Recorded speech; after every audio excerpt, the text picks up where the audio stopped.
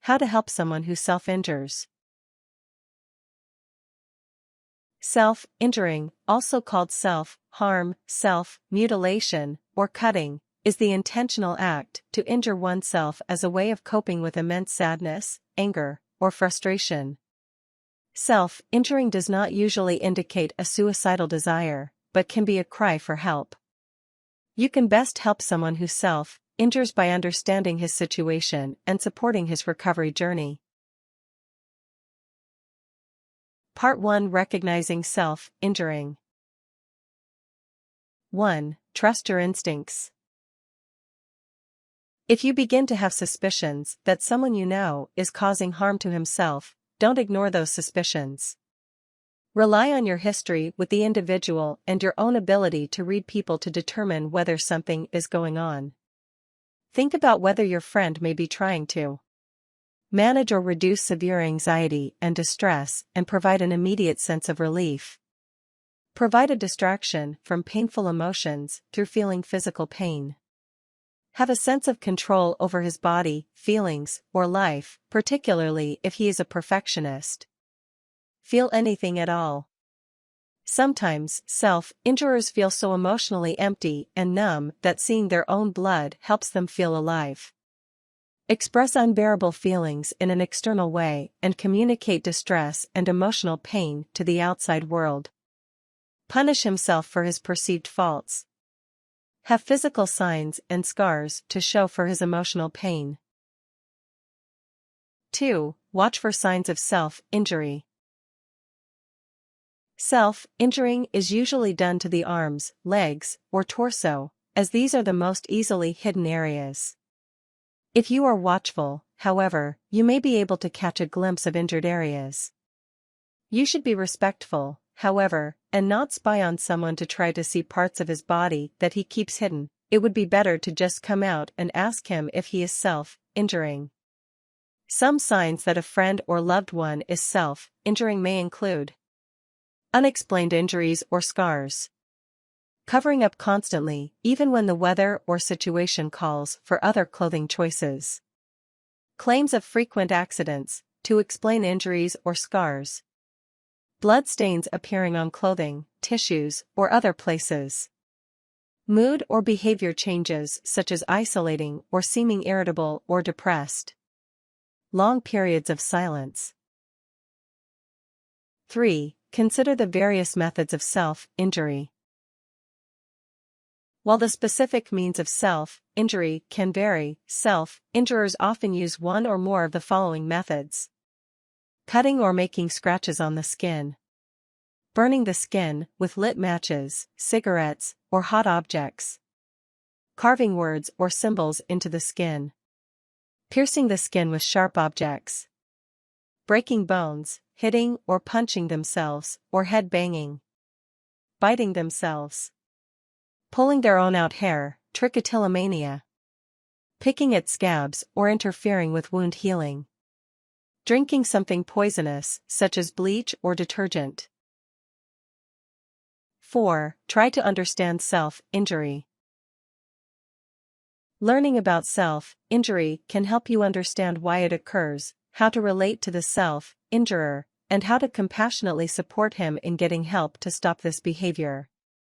Self-injury is related to psychological pain and distress, difficulty expressing emotions, and harboring negative feelings towards oneself, such as guilt, rejection, sadness, self-hatred, worthlessness, loneliness, panic, anger, or sexual confusion. Do not equate self-injury to suicide attempts. Most self-injurers do not wish to kill themselves. Self-injury brings the person a momentary feeling of peace and calm and a release of tension. These immediate feelings of relief are usually followed by guilt, shame, and more painful emotions. Self-injury is a short-term solution that can lead to a long-term problem. Self-harm may be tied to psychological illnesses such as depression, anxiety, obsessive, compulsive disorder, eating disorders, post-traumatic stress disorder, and borderline personality disorder. Self-injury often starts in the teenage years, when emotions are more volatile and can be tied to other impulse control issues, such as alcohol or drug abuse. 5. Deal with your own feelings first. Before you try to confront someone about self-harming, you should try to neutralize and deal with your own feelings about the practice of self-injury. If you do not have personal experience with it, it might disgust or shock you, but you should try not to communicate those feelings to the person who self-injures. Part 2: Communicating about self-injuring. 1. Prepare to talk to the self-injurer. You should have a neutral environment without distractions. Turn off any electronic devices, silence your cell phone or turn it off completely, get a babysitter if you have children, and try to make the environment as comfortable and friendly as possible. You may want to provide tissues if you think that you or your friend may cry during the conversation. 2. Tell the self-injurer that you care about him. Remind him that he is not alone and you are there to help and support him. Take a little time to review your relationship with the person and tell him how much and why you care about him. This will help show that you are approaching him from a place of love. For example, you might say, "John, we have been friends for 3 years now, and when we met, I was struck by your easygoing personality and your ready laugh. Lately, you haven't been quite the same, and I am really worried about you. I'll be your friend no matter what, laughing, crying, happy, sad, whatever. But I want you to know that I am here for you and that I care about you." Another example is, "Jane, you are my sister. We have been through so much together in our lives, and even when we disagree or don't get along, I still love you unconditionally. We have a long history and a lasting bond that can help us get through anything. Lately, I've been worried about you." 3. Ask your friend if he is injuring himself. Many people fear confronting someone who is having emotional problems or self-injuring, often fearing that such a confrontation could lead to the problem worsening or escalating to a suicide attempt. However, this is unlikely to be the case. This is not an easy conversation to have, but it is an important one. Talk frankly yet gently to the person about his self-harm. Your friend may be relieved to share his secrets. You do not have to try to sugar-coat your approach, just be clear and direct. You may say something like, "I have noticed some unusual scars on your body. Those, combined with the fact that you have seemed sad lately, have led me to worry that you are hurting yourself. Are you self-injuring?" 4. Listen with an open mind. It can be very difficult to hear someone you love talking about hurting himself, but if you can get him to open up to you, you're more likely to be able to steer him towards getting help. Let him lead the conversation as much as possible, ask open questions, and let him say what he wants to say.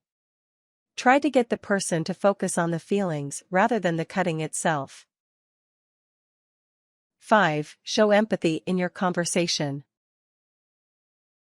Remember that you are talking to the person to provide him with help and with an outlet for expressing his feelings. Do not judge, shame, criticize, or get angry. Yelling at him for his behavior, threatening to not be friends, or making accusations about his behavior may increase his risk of self-injuring behaviors. Tell the person that you want to understand what he is going through. Even if you can't fully understand it, showing that you wish to empathize can communicate how much you care. 6. Identify why the person self-harms. There are different reasons for causing self-harm, and the solutions for alleviating or offering alternatives for self-injury vary based on the reason for the self-harm. The most common broad reasons that individuals self-harm are: to express pain or other intense feelings, to soothe themselves or feel better, to make themselves feel less numb or disconnected, to release anger or tension from their body. Part 3: Offering alternatives. 1. Suggest emotional management options. Helping someone develop more emotional awareness and coping techniques that don't involve self-harm can help minimize self-injurious behaviors.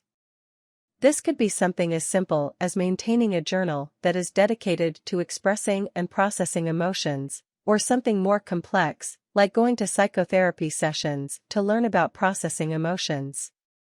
Practicing mindfulness through meditation or yoga may help self-injurers be in touch with and process their emotions in a calmer, healthier way.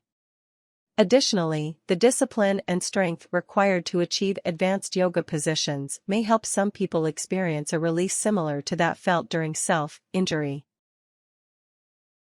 2. Help identify triggers.